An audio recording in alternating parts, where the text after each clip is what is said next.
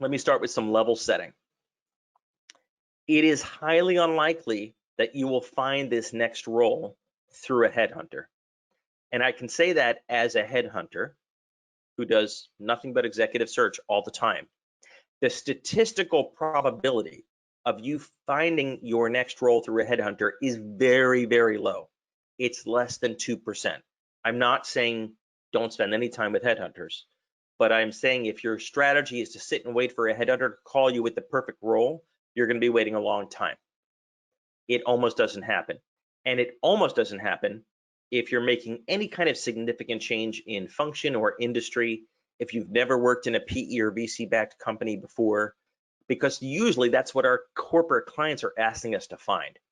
So I'm not saying there's never a first time, but you're going to have to work extra hard if it is your first time. You're also not going to find your next job through a job board. I'm not saying don't spend time on job boards. I'm not saying don't sign up for the job alerts, but statistically they result in less than 5% of the executive movements in the US. So you're probably not going to find it that way either. Now, they can be a great source of information of who's hiring and what's happening, but clicking apply is not the way to do it. You're not going to find your next role through a private equity firm or a VC firm, with a couple of exceptions. In most cases, PE and VC firms are too busy and don't want to force candidates down the throat of their portfolio companies. They don't have the time to play full-time recruiter. There are some exceptions, but the odds are just not there. Some exceptions. If you're a CEO and you're interested in a CEO role with one of their portfolio companies, of course, they're going to be involved. They're going to lead that interview process, that assessment process. If you are talking to a PE firm or a VC firm that has a full-time talent partner internally whose job it is to spot great talent and hopefully match it with one of their portfolio companies, that can work too. But you have to remember, they are besieged by individuals. The far more effective strategy is to talk to and deal with directly the portfolio company level, unless you're in one of those exceptions. And here's why. Here are some of the numbers. So when they ask companies, what is the source of most of your candidates, the number one answer by far is, of course, job boards, right? We post our job and we get a stack like this. You know, I post a job, I'll get 300-400 candidates. But if you ask those same companies, where do you find your best candidates, the ones that you hire and that do best, it is by far and away employee referrals.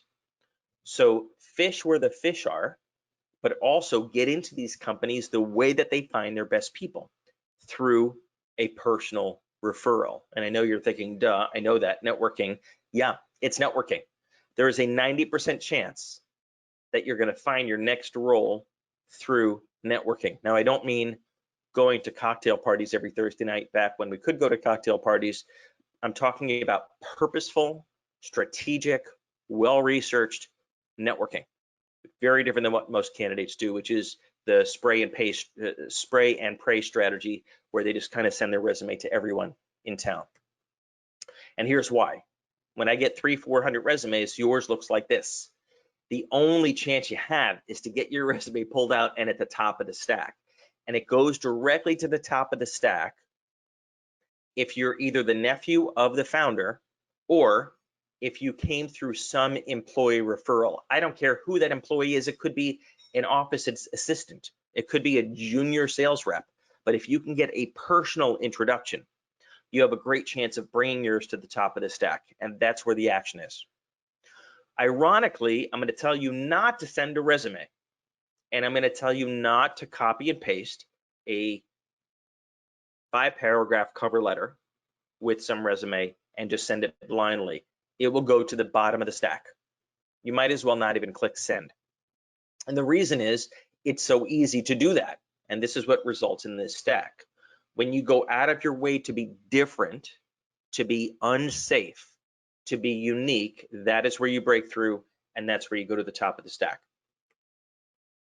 But first, you must determine what that portfolio company, whether it's a venture capital portfolio company or a private equity portfolio company, you must know that company. You must know their problems, their challenges, and match it against your competencies, your skills, to show why you're the perfect person to solve those problems. Don't expect them to do it for you.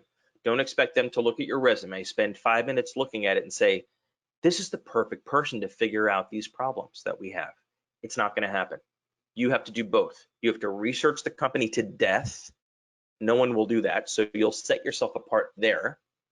And then you need to explain in extremely short way why you're the perfect person based on all these things you've done over the past 5, 10, 20, 30, 40 years to solve those problems. When you do those two things, you get a job at a VC or PE-backed company. You focus on their needs, not your needs. No one cares that you're interested in making a move to a VC-backed company. No one cares that you would like to go from CPG to healthcare. No one cares that you would like to finally make $200,000 in salary. I'm not saying you shouldn't care. What I'm saying is that's not what your audience cares about. What your audience cares about is them, their needs, their problems. And every company right now has problems, challenges, needs, opportunities, strengths, weaknesses, and threats. The more you can research those and nail them and figure them out, the better. Again, no one else, 99% of candidates won't take the time to do this. I get besieged by candidates every day, and they have not done any homework at all. None. I'm looking to move from a big company to a PE portfolio company. No one cares. And I'm not saying that to be rude or disrespectful or to deflate your hopes. What I'm encouraging you to do is to be a great marketer. You're the marketer of you, your product, your brand. The customer doesn't care. They care about their own needs. So if you can match those together, that's where the magic happens. And if you're not good at that, get someone to help work with you on that. Someone who knows you, who knows your strengths and weaknesses, who knows your gifts, and is able to help you tell the story and package it. P.S. You get 6 seconds to tell the story. I want to talk for a few minutes about the types of companies that you might want to think about making a move to over the next year or two. So you remember this from Psych 101 back in college. I remember this vaguely because I slept through psychology, but I do remember this. We have this Maslow hierarchy of needs, and it starts at the bottom, right? We all need air, water, food. Once we meet those needs, we move to safety needs, right? So staying alive, staying healthy, keep getting a job. Then we move to love and belonging, and finally to esteem and self-actualization, and we progress up that ladder. In times of stress and economic uncertainty, I think a pandemic would qualify, we all immediately focus on the base level. So air, water, food, sleep. Then we move to health and security, which is why we're seeing all these ads these days for masks and air filtration systems and Dyson vacuums, etc. So focusing on companies that market products and services at the base level of the pyramid are most likely to do well during a pandemic, during a recession. What are some of those industries?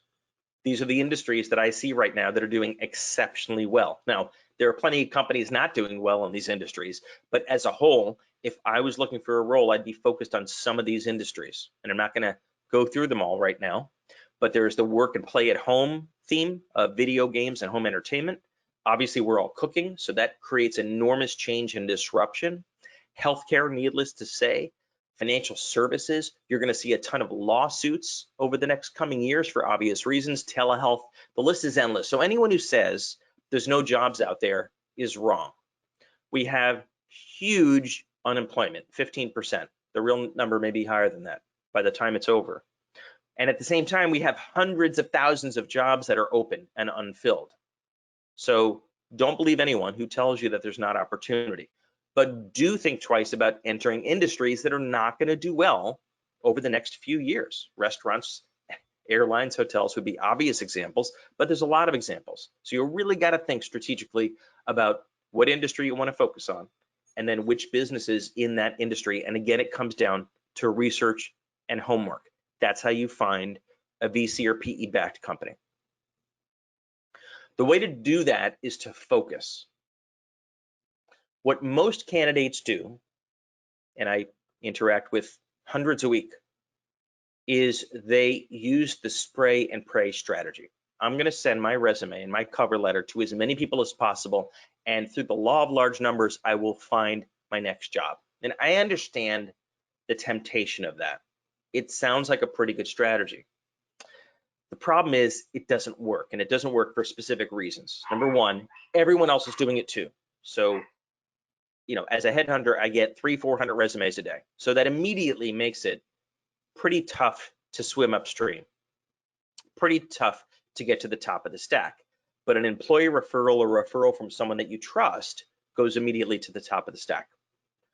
Also, you haven't positioned yourself as the unique solution, an unquestionable solution to that company's problems. So you got to research to know the problems and then position yourself as the solution. Why would they not want to talk to you? Your batting average goes through the roof. Again, because most candidates don't take the time to do that. So here's how to go about it. First, choose the location. I have an asterisk here because this is more important than it's ever been. I would encourage you to think long and hard about looking to move geographies right now. With all the unrest and all the uncertainty, with the question of whether you could even sell your house, with your unwillingness to get on an airplane, I would encourage you to focus on your local market, or focus on companies that have gone virtual remote for good. And there are a lot of them. Twitter, Facebook, the list is endless of companies that have said, screw it, we're going to be location independent. Those are great companies to work for as well. Now, if you don't want to work at home, if you don't want to be a remote employee, then they may not be attractive to you. But those are the two buckets I'd be focused on. If you're in New York and you want to move to Chicago or LA or Miami, now is not the time. You can't get there. You may not want to get there. You may not be able to sell your house. There's just so much flux. I'm finding my employer clients very unwilling to consider non-local candidates. Now, again, this may not be forever. This may just be to find that port in the storm. Second piece of the plan is, rather than spray and pray to hundreds or thousands of companies, I will implore you to create a target list of 30 companies, no more than 30, maybe 20 to 30. I have found this is a perfect sweet spot of companies that you can actually research and know them inside and out. But at the same time, it's enough companies that statistically one of them, and it only takes one, is looking for someone just like you. So I wouldn't get your heart set on 1 or 2 or 3 companies. That's just not a long enough list. But on the other hand, you can't research 100 companies to death. And that's what it requires, researching them to death to know those companies inside and out. You know you've researched a company to death when you talk to them and you know more about the company than the person you're talking to. That's when you have done your research. And again, 99% of candidates don't do this. It will give you an unfair advantage because you've had a personal introduction somehow. You get in front of someone and you know your stuff and you know their problems better than they do. You have an unreasonable chance of getting a job. You have a chance of them creating a job for you. So I'm not going to belabor in-depth research, because if you need a lesson on that, you probably need a different course. But even private companies, buy their product, know them inside and out, research their competitors, study their financials, their investors, their leadership team, everything. So you know them inside and out. Then getting a personal introduction, which is nowhere near as hard as you think. That's leveraging your LinkedIn network. It's leveraging your alumni network of your undergrad university, your grad school, everyone you've ever worked with. Make that list now. Dig your well before you're thirsty of everyone that you know. And then using LinkedIn, you can actually figure out, who do I know that knows someone at this company? And it doesn't have to be the head of HR. It doesn't have to be the CEO. It can be anyone at that company. You're going to have to lose the ego. There's a lot of work here, and you may feel you're entitled to a certain job at a certain level or a certain compensation. Right now, the job market is very different than it was 4 months ago. It was a candidate's market 4 months ago. You could get 3 offers in a week. You could pick from anything you wanted. You could command premium compensation in the negotiation. That ship has sailed. I'm not saying the market isn't great. I'm not saying you can't find something, but you are going to quickly have to come to the reality 4 months later that it is now an employer's market. And it'll swing back one day, probably one day soon. But right now, you may have to consider taking something that's one level below where you were, an industry that's not your first choice, 10% less in comp than you're making. Something may have to give. And I hope you'll be relentless to find it. Who do you want to talk to? Well, don't focus on the PE or VC firm unless you're at the CEO or CFO level. Those are typically the only two hires that they are directly involved in. You want to get a personal introduction to anyone that you can get to, and never assume they're not looking. Don't look at the management team on the website and say, well, they have a VP of marketing, therefore I'm not going to spend my time. You don't know what's going through their mind. They may be very unhappy with that individual. That individual may have left and they haven't updated their website. They may be thinking about moving that individual to a different role. If you're interested, go for it. And the ask is always the same. It's a 15-minute video. I would like to have a 15-minute video call with you because I've studied your company and I know the problems and I know why I have the solutions. And if you would give me 15 minutes, I'll explain it to you. That strategy can work. I'm not saying do it with the VC or PE fund. I'm not saying do it with headhunters. It won't work there. Do it with the person who has the problem. Track down the hiring manager of the department who has the problem and show that you can solve it. There's a lot of ways to fill your pipeline. I'm not going to go through all these right now in the interest of time, but I can tell you there's a lot of activity happening. So you can build your pipeline, but you need to track it just like a CRM system. I want to talk about interviews right now because this is where a lot of people go wrong. A lot of people. Right now we're in video interviews. If they're 15 minutes, you need to show that you can test and iterate and scale a business. And even if you haven't done that, use examples of times where you have, because that's what VC and PE-backed businesses are all about. How do we scale the business? To do that, we have to test a lot of different things, measure and iterate and adjust our path, whether it's sales, whether it's marketing, whether it's operations, whether it's finance. Also showing that you can deal with being hands-on and scrappy. If you've led a team of 200 people and you're talking to a company that has 7, you're going to have a tough time convincing them that you can be hands-on and scrappy. I know that you'll say it, but will they believe it? If you can't prove it, it's going to be tough. They're going to be taking a very big risk that you're going to be hands-on and scrappy. So you may want to think about going to a smaller company and then smaller and smaller. But going from too big to too small, it's going to be tough to make that transition, or at least convince them to take that bet. Of course, leverage your industry experience, but don't forget to review your non-compete. I talked to a lot of candidates who haven't looked at it since they signed it 4 years ago. They pull it out only to realize that we can't even talk because they can't consider that company.